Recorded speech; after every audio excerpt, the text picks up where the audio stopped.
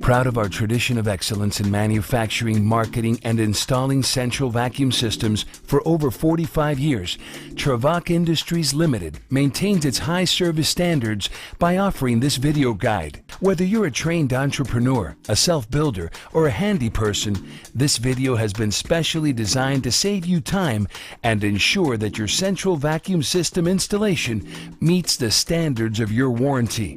The shooting was done in both new and existing constructions to highlight the differences in installation.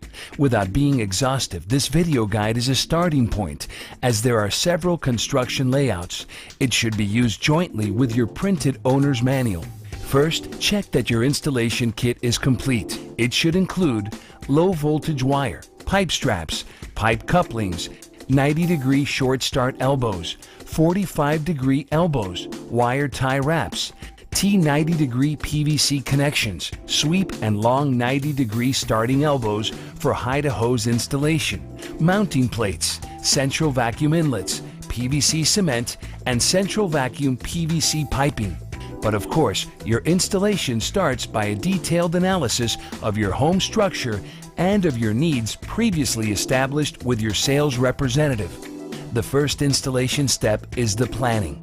Identify or mark on your house plan the position of all system parts, taking into account the unit model, the chosen accessories, and evacuation system. You'll respectively mark the location of all interior and exterior wall inlets, the floor and beam holes, the other accessories, the central vacuum unit, and of the high-to-hose piping network if you opted for this innovative and practical accessory. At this stage, get your contractor to check and approve your installation markings. This will help avoid conflict with the installation of other components such as plumbing or electricity. With your approved marking plan in hand, on-site marking may begin, and you'll start by identifying the position of your indoor wall inlets. To position your central vacuum inlets, consider hallways or centrally located openings in your home rather than particular rooms or enclosed areas. Most homes have 2 floor levels, so start at the bottom floor. Make sure you can reach all the space you want vacuumed with the length of the flexible hose chosen, 30, 35, or 40 feet for a standard hose, or 30, 40, or 50 feet for a retractable hose. You should ideally position upper inlets vertically above the lowest one. To make sure you stay within the proper hose length, successively measure from the farthest corners to the intended inlet position. The longest measure should not surpass the flexible hose length. Especially in an existing house, you may have to work around obstacles. Here, the support beam would prevent the vertical inlet connection between floors. You would move the intended inlet position on the closest adjacent wall, making sure the vertical piping of the inlet is possible from behind or through a wardrobe. In an existing construction, use a beam detector to position the inlet between beams. Mark the center of your inlet to a height of 12 to 18 inches, or in line with the center of the existing electrical outlets. You can then go on and mark the beam, frame, and floor holes. An elbow is an excellent template for your beam, floor, or frame holes. Apply against the beam and trace around. The mounting plate of the hide-a-hose is also an excellent template for floor holes. Drill with a long and narrow bit. This hole becomes your mark. Enclosed or poorly ventilated spaces may decrease the lifespan of your unit. The 3 best places to position the central vacuum unit are the garage, the mechanical room, or underneath a staircase. Here, the mechanical room is ideal to install the central vacuum unit for space practicality and venting purposes. A tank positioned at waist height will make it easy to empty. The electric outlet is also ideally located above right of the central vacuum unit. Speaking of electricity, have your electrician check the circuit breaker connected to this jack. It must sustain adequate charge for optimal unit operation based on the chosen 15 amp 120 volt or 15 amp 240 volt. Lastly, since the location is contiguous to the back outside wall, it facilitates the connection of the mandatory outside evacuation system necessitated in efficient energy homes of NovoClimate standards type. The air outlet of the outside evacuation system should be positioned at a minimum of 7 feet from any air intake. Inlets are identified, not outlets. Never place an outlet directly above or under another air exit, but slightly away. To mark, carefully drill in the joist about 2 1/2 inches above the concrete with enough wick to go through the structure. The hide-a-hose system consists of an independent piping network connected to the main vacuum piping system. You should position the bottom of the hide-a-hose inlet 36 inches high. The retractable hose slips inside the same special air PVC pipes used for piping connections. To minimize friction, the network needs to be built circularly with no more than 4 to 5 90-degree sweep elbows. Its maximum length from the outlet should not exceed 60 feet. As you can see, the hide-a-hose inlet differs from other wall inlets. So will its marking. In an existing home, find your stud. Measure the in-between center point, which will correspond to the center of your hide-a-hose inlet. Adjust the mark height to 36 inches. That's the bottom center line of the inlet. Use the back plate of the inlet as a template. Use a level and then draw its contour. When planning the hide-a-hose piping network, take the time to check where you'll place each 90-degree sweep to avoid obstacles. Also keep in mind what type of finished ceiling you intend to put up after. Mark your beam holes using an elbow as a template. Your marks are done, so sharpen up the tools, you're ready to install. To join a PVC pipe section to any junction, elbow, socket, ring, or T, spread PVC cement evenly around the pipe, not in the junction. PVC glue works fast. Do not delay before assembling. Turn the pipe as you insert to avoid air bubbles and ensure a tighter seal. The higher the temperature, the faster the cement bond. This pipe cutter is the preferred tool for making straight cuts, but can be difficult to buy or rent. You can also cut PVC special air pipes using miter saws.